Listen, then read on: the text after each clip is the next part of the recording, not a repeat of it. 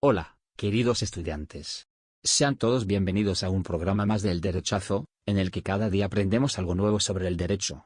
En el día de hoy tenemos 4 invitadas, estudiantes de la Universidad Popular del Cesar, quienes van a desarrollar el tema de la ocupación en el derecho civil. Hola, muchísimas gracias por la invitación a tu programa. Mi nombre es Meitlin Ortiz, estudiante de Derecho de la Universidad Popular del Cesar. Como ya tú lo habías mencionado, junto con mis compañeras, vamos a tratar a desarrollar el tema de la ocupación relacionado con el derecho civil. Vamos a iniciar dando una breve definición de lo que es la ocupación y bastante amplia esta. La ocupación puede ser definida como ese modo de adquirir la propiedad de una cosa que no tenga dueño o que no le pertenezca a nadie. Por medio de la toma de posesión, esta viene acompañada con esa intención de convertirse en propietario. En otras palabras, la ocupación puede ser entendida como ese modo de adquirir, ese modo originario de adquirir la propiedad, de adquirir el dominio de una cosa o bien mueble. Voy a destacar algo bastante importante de la ocupación, y esta, como modo originario que es, esta crea la propiedad y no la transfiere, como lo podemos notar en el modo de adquirir la propiedad, que es la tradición también, ya que esta no se recibe de nadie. Entonces, en el artículo 685 nos dice: por la ocupación se adquiere el dominio de las cosas que no le pertenecen a nadie, y cuya adquisición no es prohibida por las leyes o por el derecho internacional. Muy bien, es necesario destacar de este artículo 685 que da una definición breve pero amplia y muy precisa a la vez. Voy a hablar acerca de los requisitos de la ocupación. El primer requisito, y es quizá el más importante, es que la cosa carezca actualmente de dueño, lo que significa que el bien en su naturaleza no puede demostrar que anteriormente tuvo un dominio o tuvo un propietario.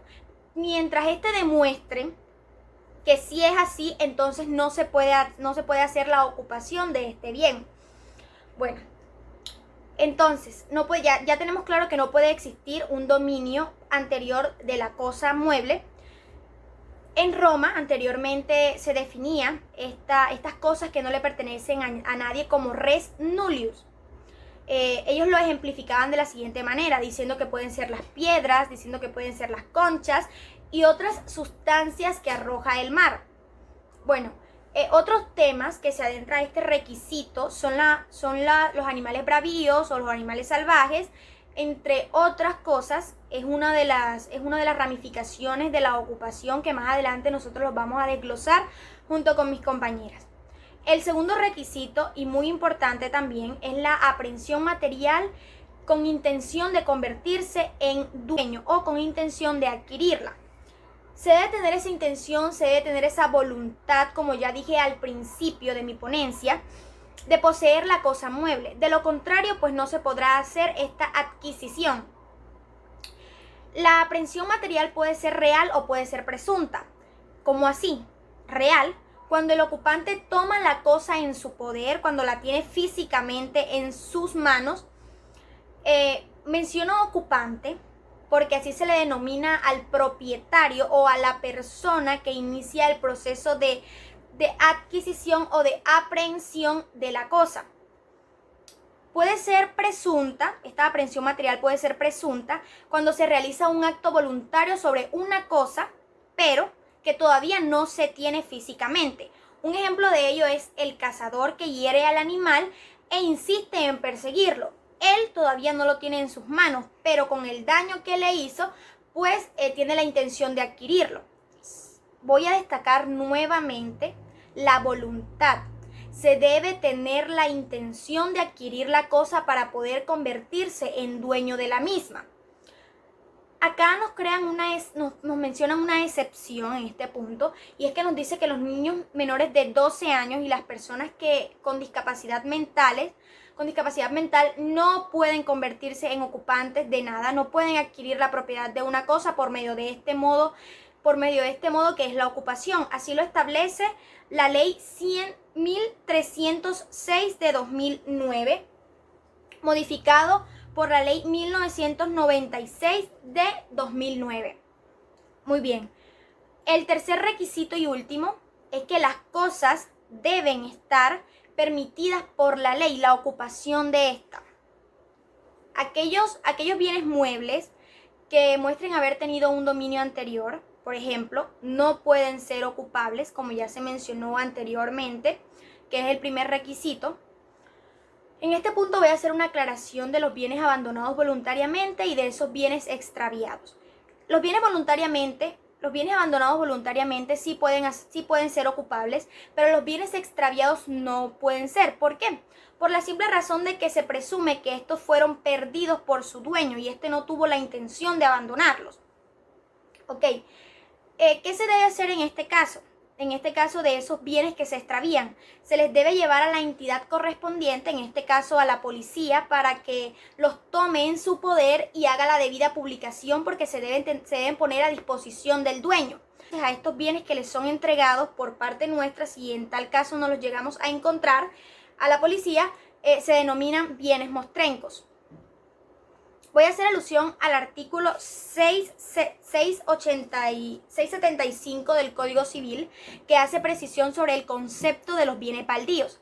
Dice, son bienes de la Unión todas las tierras que, estando situadas dentro de los límites territoriales, carecen de otro dueño.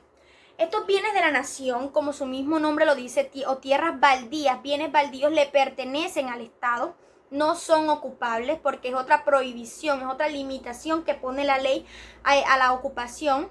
Bueno, esta precisión que hace el artículo 675 del Código Civil no es del todo cierto. Cuando nosotros hablamos del derecho agrario actual, que manifiesta que cuando una tierra no está siendo explotada económicamente por un particular, se considera que esta es baldía y que además le pertenece a la nación.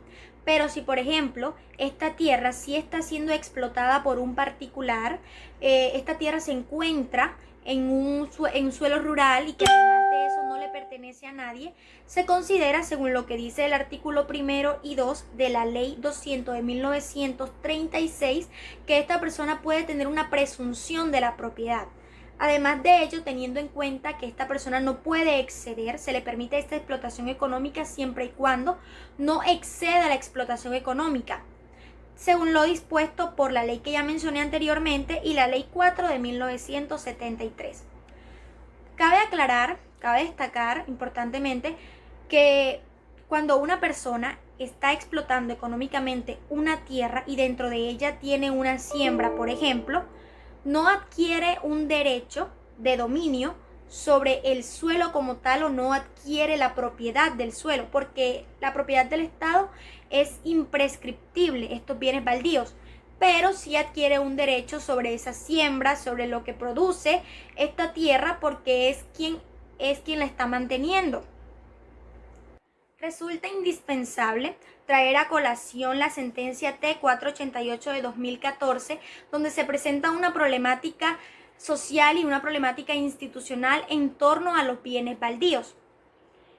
El protagonista de esta sentencia, el señor Gerardo Escobar Niño, relata que él presentó una demanda extraordinaria al juzgado promiscuo del circuito de Orocué de Casanares para convertirse en único dueño del lindanal, y el 20 de noviembre de 2012 este mismo juzgado le considera ser dueño de este predio. Posteriormente también pide este mismo juzgado que se le haga una inscripción inmobiliaria a su nombre al señor, por lo que en ejercicio de sus funciones, la Oficina de Registro de Instrumentos Públicos de Paz de Ariporo Casanares, en nota devolutiva calendada el 24 de septiembre de 2013, decide rechazar esta sentencia y no inscribirla, por las razones de que la adquisición de los bienes baldíos se hace mediante un título traslaticio de dominio otorgado por el Estado a través del Instituto Colombiano de Reforma Agraria o por las entidades encargadas, como lo es el INCODER. Además de ello, cita la Ley 1579 de 2012 para afianzar su argumento. Después de esto, el Instituto Colombiano de Desarrollo Rural decretó nulidad sobre toda actuación por parte del demandante, el señor Escobar Niño, ya que el folio que él presentó no tiene una matrícula inmobiliaria, por lo que declara al predio perteneciente al Estado, es decir, un bien baldío.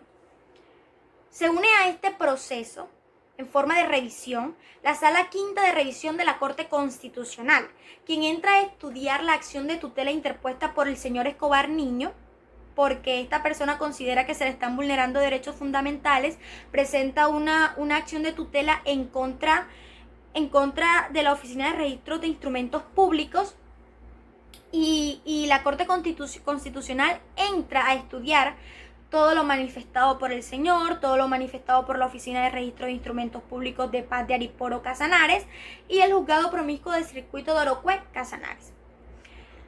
La Corte Constitucional aclara la imprescriptibilidad de los bienes del Estado, ya que son de uso público, citando el artículo 63 de la Carta Política, que manifiesta que son imprescriptibles e inembargables los bienes que le pertenecen al Estado.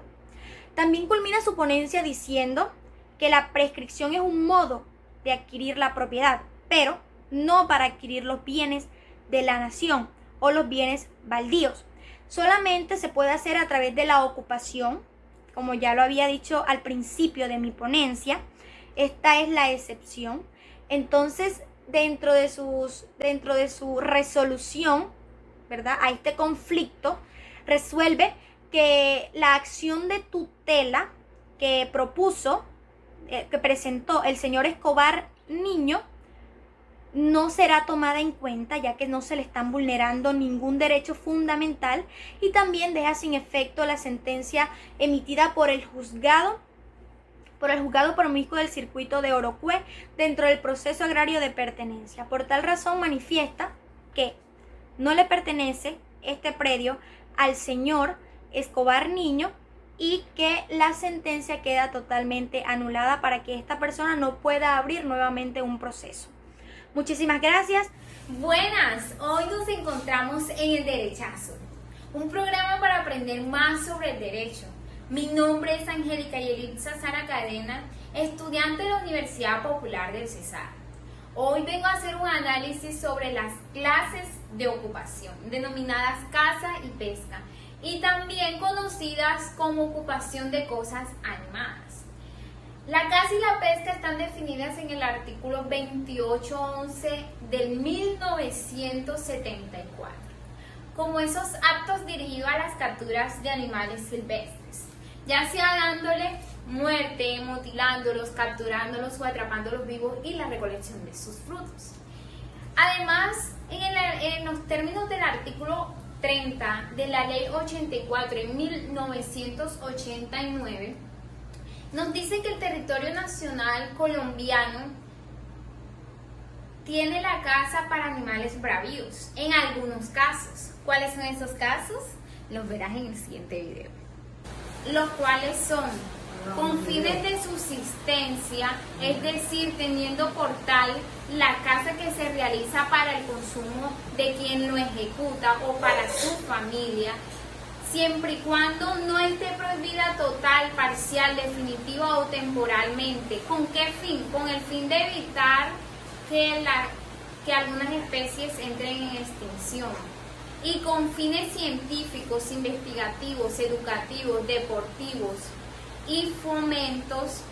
Para aclarar este punto, para aclarar esto último, se tiene que decir que debe de existir una utilización escrita expedida por la entidad administradora de los recursos naturales, los cuales precisan la zona de aprehensión, tamaño, cantidad, especies de ejemplares. También precisan la duración del permiso y los medios de captura. Bueno, les vengo a hablar entonces ahora sobre la pesca. La pesca, por otro lado, es todo el aprovechamiento de los recursos hidrobiológicos y su producción mediante la captura, acción y recolección. Esto está nuevamente reglamentado por el decreto 2811 del 1974. Además de esto, la pesca artesanal o de subsistencia no requiere autorización, pero sí debe estar sujeta a los reglamentos y normas de la entidad administrativa de los recursos naturales. Lo anterior quiere decir que solamente la pesca con fines artesanales y de subsistencia no van a requerir autorización. Esto es lo contrario a la pesca comercial, la cual según el artículo 32 de la ley 84 de 1989 requiere autorización expresa, particular y determinada. Bueno, ahora nos vamos a nuestro señor Código Civil. Él nos tiene una sorpresa, la cual está establecida en el artículo 686. Nos establece la definición de qué es la caza y la pesca en la ocupación. Y nos dicen que la caza y la pesca en la ocupación adquiere el dominio de los animales bravíos. Y como lo hemos visto anteriormente, son aquellos animales naturalmente libres e independientes de los hombres, que pueden ser o que son las fieras y los peces. Esto está establecido en el artículo 687 llamado animales bravíos, domésticos y domesticados. Además de esto, en el artículo 690 tenemos, para no adelantarnos, en el artículo 688 tenemos las restricciones de la caza, la cual nos establece y nos especifica que no se puede cazar si no es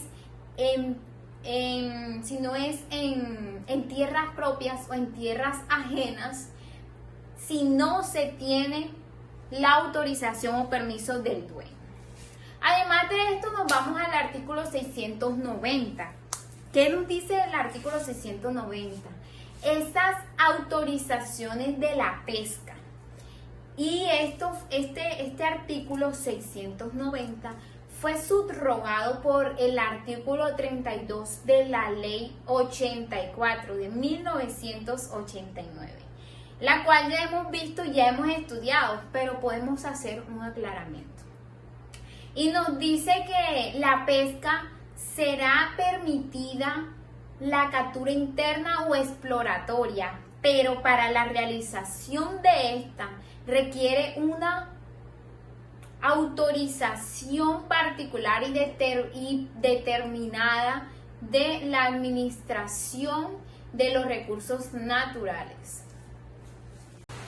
La sentencia C-126 de 1999 establece las funciones ecológicas que le es eminente ese derecho de propiedad, que se encuentra ajustada o sujetas a las restricciones que sean necesarias para garantizar la protección del medio ambiente y asegurar el desarrollo sostenible. Asimismo, estas mismas funciones ecológicas de la propiedad y la primacía de interés general sobre la particular en materia patrimonial implican que en determinados recursos vitales la apropiación privada en determinados casos llega a ser inconstitucional. La Corte Suprema considera los mismos fundamentos constitucionales, diciendo que el Estado puede legítimamente también convertir los bienes de uso público en sobre recursos renovables, siempre y cuando sea considerado útiles para la sociedad. Bueno, hola a todos, mi nombre es Evelyn Castro y para mí es más que un placer estar en este programa y compartirles un poco acerca de mi conocimiento. Creo que ya hemos tenido la oportunidad de escuchar acerca del concepto, el fundamento jurídico y nos encontramos en ese espacio en donde hablamos de las especies de la ocupación. Así que ahí me corresponde hablarles acerca de lo que es la invención o hallazgo. Esta se encuentra señalada en el artículo 699 del Código Civil colombiano y esta nos dice de que la invención o hallazgo es una especie de ocupación por el cual el que se encuentra una cosa inanimada que no pertenece a nadie adquiere su dominio apoderándose de ella. De este modo se adquieren las piedras, las conchas y otras sustancias que arroja el mar y que no presentan señales de dominio anterior. Se adquieren del mismo modo las cosas cuya propiedad fue abandonada por el dueño, como lo son las monedas que se arrojan para que se hagan suyas el primer ocupante, es decir, la primera persona o la persona que los halle. De este mismo modo, este artículo nos cita de que no se puede señalar como abandonadas por los dueños las cosas que los navegantes arrojan al mar para alijar la nave. Así que teniendo en cuenta este artículo podemos separar y encontrar diferentes requisitos que logran estructurar esta norma, como lo son, como primer punto, que las cosas deben ser inanimadas. Como segundo, estas cosas inanimadas no pueden pertenecer a nadie, no pueden tener un dueño, ya que en este sentido se dice de que no pertenecen al patrimonio personal de alguien. De este mismo modo también encontramos de que las cosas que se ocupan al momento de hallarlas se pueden dividir en dos, las cosas abandonadas y las cosas de nadie. Como primer punto tocamos las cosas de nadie, que son conocidas en el derecho romano como res nullius, y son aquellas las cuales en ningún momento le pertenecieron a nadie, es decir, en ningún momento de tiempo han tenido dueño, por lo cual al momento de su hallazgo, al momento de adquirirlos, pasan directamente al patrimonio personal del ocupante, de la persona que la encontró. Como segundo tenemos las cosas abandonadas, que son las rederilectae, y son aquellas que en algún momento tuvieron dueño, pero de que por algún suceso fueron desprendidas voluntariamente. Hubo un desprendimiento voluntario de la cosa con el dueño y por lo tanto ya no se puede decir que le pertenece a alguien, sino que llega a definirse como cosa abandonada. Sin embargo, también es importante señalar de que existe una tercera clasificación en este tipo de bienes. Tenemos las cosas de nadie, las cosas abandonadas y las cosas perdidas. Las cosas perdidas no se pueden ocupar como las dichas anteriormente, debido a que tiene una característica fundamental que diferencia entre las cosas abandonadas, y es que las cosas perdidas tuvieron un desprendimiento no voluntario sino accidental, es decir, aún pertenece a un patrimonio de una persona, pero por cierta situación hubo este desprendimiento, hubo este desligamiento y no existe esa unión expresa en el momento. Sin embargo, no pueden ocuparse.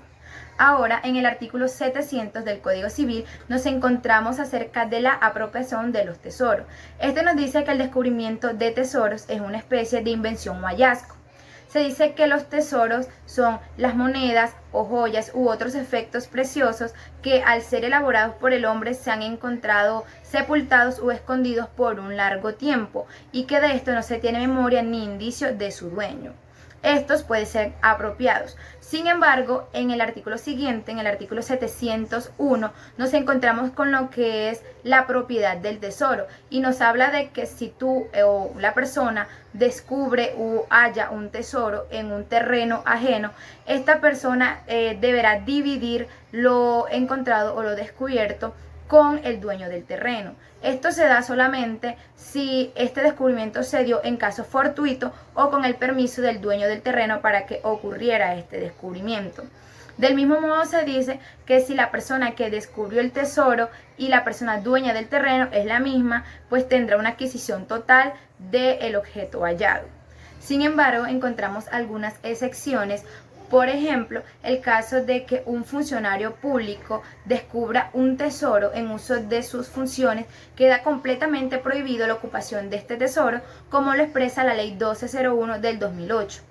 Por otra parte, también encontramos de que todos aquellos bienes que son considerados como monumentos muebles en la Ley 14 del 1936, aunque no sea conocedor su dueño, aunque no tenga reconocimiento de este, pasarán como patrimonio del Estado, toda vez de que éstas hayan estado o encontrado como una época histórica que se encuentran citadas en el artículo 1 de la ley anteriormente nombrada, en las cuales se citan como lo son la época precolombina y la época de la colonia, entre otras.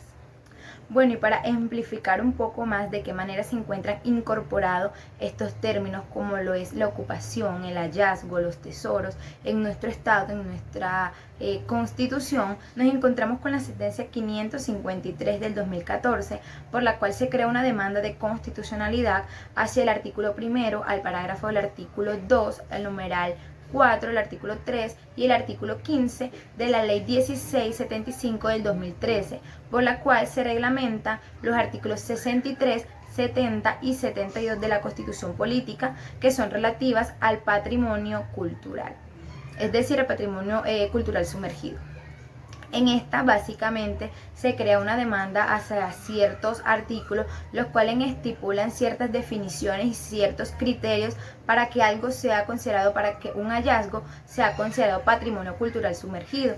En esta se dice de que será considerado como patrimonio cultural sumergido aquellos hallazgos que cuenten con 100 años desde el momento de su hecho o desde el momento de su origen, por lo cual los demandantes dicen que esto vulneran el artículo primero, segundo, octavo y el 72 junto al 60 de la Constitución Política, los cuales defienden el patrimonio cultural y de esta manera lo que ellos buscan es que se protejan todos los hallazgos que son considerados como patrimonios culturales, ya que ellos manifiestan que de esta manera, al crear estos requisitos y estas estipulaciones en esta ley, dejan por fuera a todos aquellos hallazgos que no fueron tomados en años anteriores.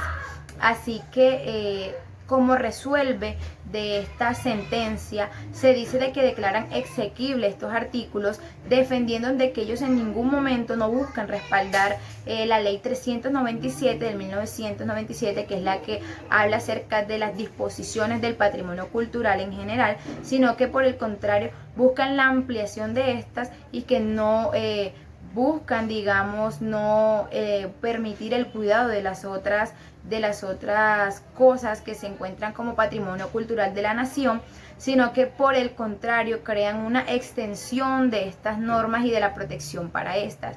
Así que de este modo resumido, podemos ver de qué manera los hallazgos y la ocupación como método de adquisición del dominio puede tomar gran importancia y mucho más en el Estado con relación al patrimonio cultural, donde encontramos muchas cosas y muchos objetos que se encuentran, digamos, de la forma como nombraba anteriormente, por el método de ocupación, sin que estos pues tengan un dueño anteriormente.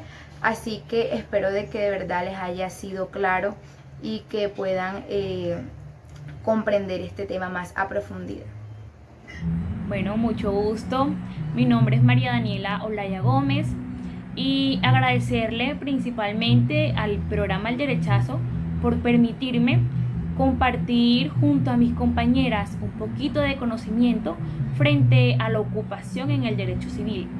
Que bien, como ya se ha venido diciendo, la ocupación es ese modo de adquirir el dominio de un bien mueble que no tiene un dueño aparente. Pero bien, a modo de conclusión, nosotros podemos hacer énfasis en la doctrina, o bien sea en lo que piensan esos estudiosos del derecho civil frente a la ocupación. Entonces tendríamos nosotros que la doctrina se pronuncia frente a la ocupación de las cosas animadas, que en sí esta comprende la caza de la fauna silvestre y la pesca de los recursos hidrobiológicos, pero que nos dicen que hay que tener en cuenta algo, y es que la caza y la pesca antes estaban reguladas por el derecho privado, pero que ahora en la actualidad se encuentran regladas por el derecho público, lo que nos quiere decir que al estar estas regladas por el derecho público prima ese interés de la comunidad. Esta filosofía del Código de Recursos Naturales ha suscitado en algunos comentaristas del derecho público esa inquietud sobre los recursos hidrobiológicos y la fauna silvestre, que para entrar un poquito más en contexto, esos recursos hidrobiológicos son aquellos organismos que han pasado toda su vida en un ambiente acuático y que es el hombre quien se beneficia de ellos de manera directa o indirectamente. Un ejemplo de esto pueden ser el atún, el pulpo, el calamar, etc. Entonces nos dicen algunos comentaristas que al ser la fauna silvestre y los recursos hidrobiológicos propiedad de la nación, no se puede adquirir libremente por ocupación. E incluso llegan a afirmar de que los artículos 685 y 686 quedaron bajo el imperio del Código de Recursos Naturales. Lo que nos quieren decir entonces es que para poder llevar a cabo esa actividad de la caza y pesca se debe hacer cuando la nación nos lo permita, mientras no. Pero ahora bien, después de la expedición del Código Civil, la doctrina ha tenido esa inquietud si sobre esos recursos naturales renovables existe un dominio eminente del Estado, con su concepto tradicional de soberanía política, o si es un dominio del Estado que admite en este tipo de bienes la utilización por los particulares bajo las normas del derecho público, concretamente del derecho administrativo. Pero ahora bien, si se afirma, por ejemplo, de que un animal salvaje es un bien de uso público, tendríamos nosotros entonces que este no puede ser adquirido por los particulares a través de la ocupación, al ser este inajenable y además que sobre ella no puede ejercerse la posesión. En cambio, si nosotros tendríamos de que sobre ese animal salvaje el Estado ejerce un dominio eminente, entonces tendríamos que el patrimonio particular lo podría recoger bajo el cumplimiento de unas normas existentes del ordenamiento jurídico, civil y administrativo. Este último pedacito, esta última tesis, la avala el Código de Recursos Naturales al preceptuar de que la caza de subsistencia, que en este caso la caza de subsistencia es la ejercida, la ejecutada sin ánimo de lucro, con el fin de alimentar tanto al cazador como su familia. Nos dice que esta no requiere de un permiso por parte de una autoridad. Y entonces al decirnos esto, nosotros podemos concluir de que listo, si no se necesita un recurso, un permiso por una autoridad, nosotros podemos concluir de que ese animal salvaje es un bien susceptible de ocupación. También es importante que cuando nosotros hablemos de este caso, pues de todo esto, lo ejemplifiquemos y lo vamos a hacer con casos hipotéticos. Pero el primero es la excepción. ¿Por qué? Porque nos habla de un caso demasiado importante que siempre se trae a colisión cuando nosotros hacemos énfasis en esta temática, que es la ocupación. Y se trata nada más y nada menos que del caso de Galeón San José. El galeón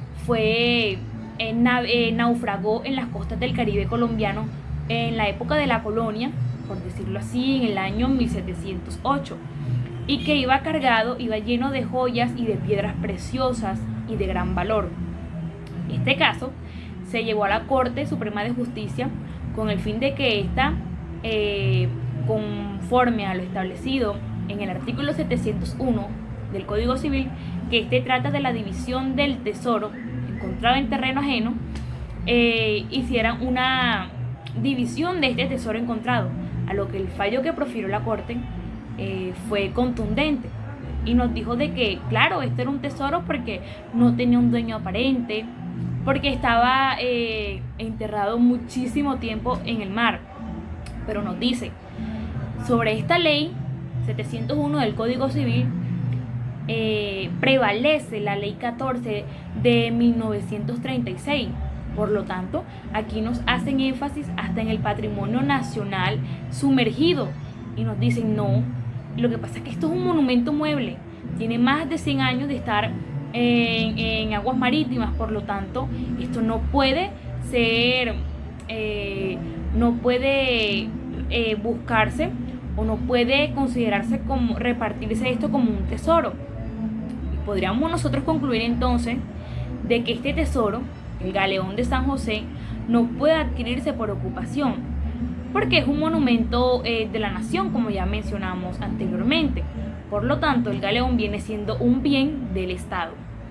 Otro ejemplo hipotético, un caso hipotético, sería de unos obreros que están demoliendo una casa y que Andrés, que es el que está picando y está viendo cómo caen esos escombros, él ve que algo cae y suena muy fuerte, lo que él se percata y decide bajar y darse cuenta de lo que había ocurrido. Y se encuentra con la gran sorpresa de que se trataba de un cofre lleno de joyas preciosas. Lo que él le dijo al dueño, que en este caso era el señor Julián, el dueño de la casa, y le dijo que ese tesoro le pertenecía a él y que por ende se lo iba a llevar. A lo que Julián dijo de que ese tesoro no le pertenecía a él porque estaba en el terreno de él. Por lo tanto, el tesoro era de Julián. A lo que nosotros podemos dar respuesta a este caso fundamentándolo en el artículo 701, que como mencionamos anteriormente, este habla de una división del tesoro encontrado en terreno ajeno. Y podríamos nosotros fundamentar esto diciendo de que el tesoro tendrá que repartirse equitativamente entre el que descubrió ese tesoro, que en este caso fue Andrés, y en el dueño de ese terreno, que es Julián. Por lo tanto, nadie, ni Andrés ni Julián, puede ser el único dueño de ese tesoro. No, debe dividirse por la mitad y entregárselo a Julián y Andrés.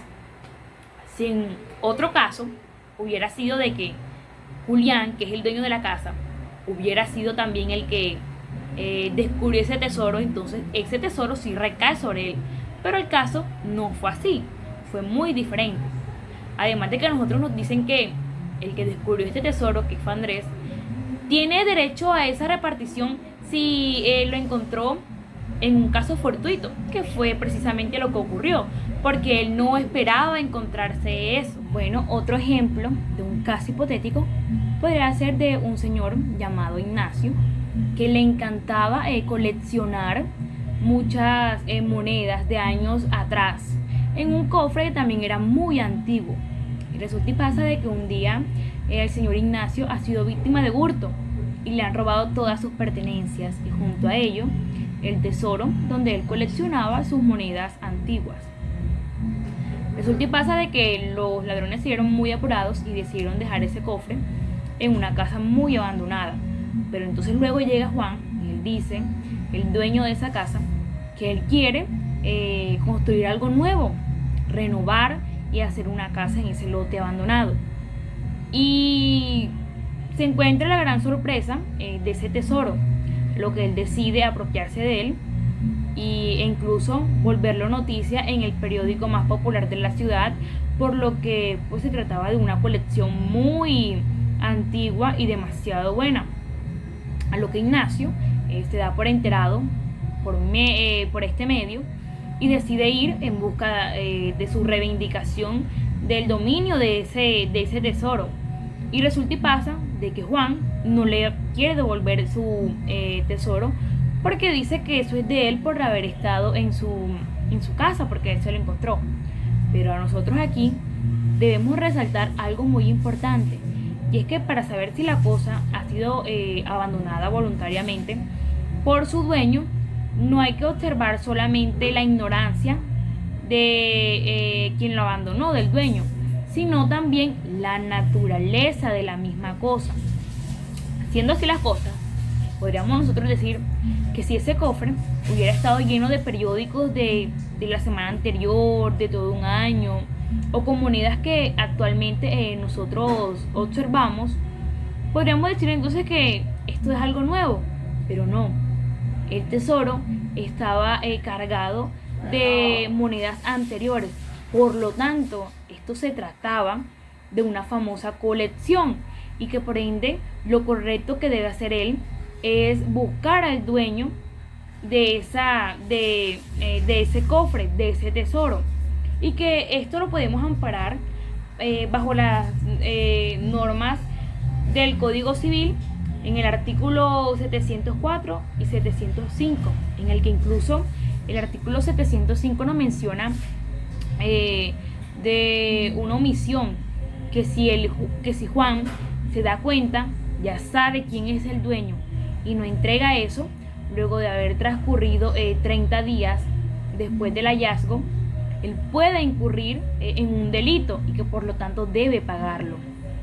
Bueno, con este último ejemplo nosotros damos finalización a esta ponencia, la cual se trató de la ocupación en el derecho civil y que espero que sea de su agrado escucharla, verla y que puedan comprender un poco de lo que en sí es la ocupación, que sé que les va a servir para toda su carrera y mucho más después de ella, cuando ya la estemos ejerciendo.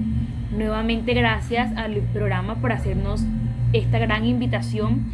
De verdad es un agrado para tanto para mis compañeras como para mí poder estar aquí y compartirles un poquito de nuestros conocimientos frente al tema hacia ustedes. Esto ha sido todo por hoy. Gracias estudiantes de Derecho por haber recibido la invitación y acompañarnos al programa de hoy. Nos vemos mañana a la misma hora y por el mismo canal. No te